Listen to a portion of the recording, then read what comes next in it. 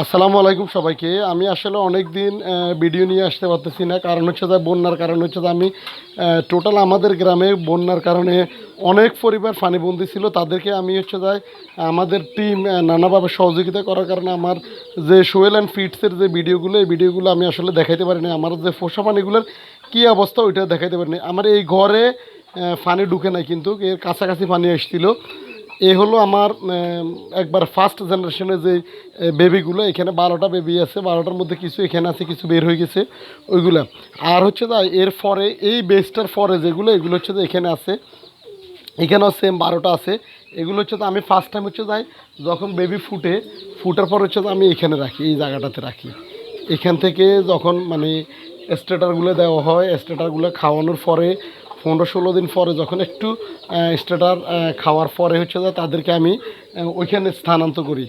তখন এরপর হচ্ছে মা থেকে আলাদা করার পর এগুলোকে ঘরের মধ্যে ছেড়ে দিই, কিছুদিন রাখা হয়। রাখার পর হচ্ছে যে এদেরকে আমার যে বাইরের যে অন্য অন্য হাঁস মুরগিগুলো আছে, ওই হাঁস মুরগিগুলোর সাথে দিয়ে দিই। আর এখানে হচ্ছে যে আমার যত কবুতর আছে, কবুতর সবগুলোই আছে। এখানে দেখতেছেন আপনারা বাগদাদি হুমা, এইগুলো এই ফেয়ারগুলো হচ্ছে যে বাগদাদি হুমাগুলো। আল্লাহর রহমতে আমার সকল পোষা প্রাণী এই বন্যার মধ্যে খুবই ভালো আছে, সুস্থ আছে, কোনো সমস্যা হয় নাই। এখানে হচ্ছে যে জেরিটা আছে, এই হলো গ্রিজেল ফেয়ারটা, লক্ষা যেটাকে প্যান্টেল বলে, ময়ূর বলে, বিভিন্ন নামে আখ্যায়িত করা হয়। এই যে এগুলো হচ্ছে আমার বোখারা।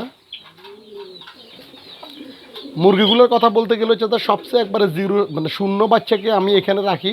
এখানে তার কাটা দিয়ে রাখছি, তার কাটা দিয়ে হচ্ছে যায় মানে একবারে সিকন যে তারগুলো থাকে, ওই তারগুলো দিয়ে আমি নিজে নেটের মতো তৈরি করে রাখছি, 2টা করে রাখছি এখানে। আর এখানে 2 জায়গায় ওইগুলো ছিল, 2টাতে। এটা যখন একটু বড় হয়ে গেছে, এই মুরগির বাচ্চাগুলো যখন একটু বড় হয়েছে, তখন এগুলোকে আমরা মাটিতে ছেড়ে দিচ্ছি। মাটির মধ্যে থেকে হচ্ছে তো ওরা বিভিন্ন কিছু খাবার খায়। আমি একটু গ্রিট দিয়ে দিই বা লাল মাটি কিছু দিয়ে দিই, ওই মাটিগুলো ওরা এখান থেকে খুঁজে খুঁজে খেয়ে নেয়। যখন একবারে এর চেয়ে বড়ো হবে, বড় হওয়ার পর হচ্ছে যে আমি ঘরের মধ্যে ছেড়ে দিই।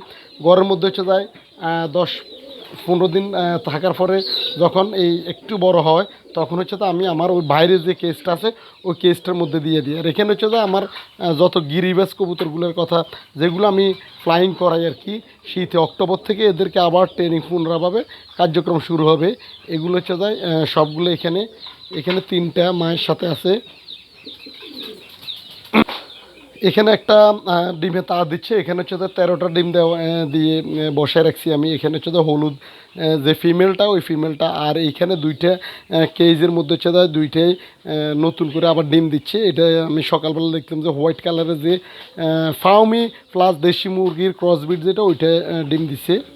চীনা হাঁসের মধ্যে হচ্ছে যে আমি অন্য অন্য সবগুলো রিলিজ করে দিয়েছি। তার ভিতরে হচ্ছে আমি 3টে রাখছিলাম, 3টার মধ্যে হচ্ছে একটা আমার সারভাইভ করতে পারে নাই, আর 2টা আল্লাহর রহমতে এখানে খুব সুস্থভাবে আছে। এই কতটুকু পানি উঠছে আমি ওইটাও দেখাবো। এই ইয়েলো কালারটা ডিম দিচ্ছে, আর হচ্ছে যে হোয়াইট কালারটা আমি আপনাদেরকে দেখানোর চেষ্টা করবো। টার্কির ফিমেলটা এখানে আছে, মেলটা এখানে ঘুরে গাড়ি করতেছে। এই যে মেলটা, টার্কি মেলটা। আর হচ্ছে তো এই যে এখানে আমার যত পোষা পানি আছে সবগুলো আমাদের এখানে আমরা বিকেলবেলা যে বাড়ি যে খাবারটা, ওই খাবারটা এখানে দিই। আর হচ্ছে হাঁসের মধ্যে হচ্ছে যে 2টা ফিমেল, একটা মেল, এগুলো এখানে আছে। আর সবচেয়ে একটা ব্যাড নিউজ হচ্ছে আমার যে চীনা হাঁসের বড় যে 2টা ছিল, একটা মারা গেছে, আর একটা আমরা জবাই করে দিছি। কারণ হচ্ছে যে ওইটা মারা যাওয়ার সম্ভাবনা ছিল, এই জন্য। এখানে হচ্ছে যে আমাদের এইটুক পর্যন্ত পানি উঠছে। এই যে এখানে আমার এইটুক এইটা এটা পর্যন্ত। এই জন্য হচ্ছে যে আমরা এখান থেকে হাঁস মুরগিগুলো এটার উপরে কিন্তু পানি উঠে নাই।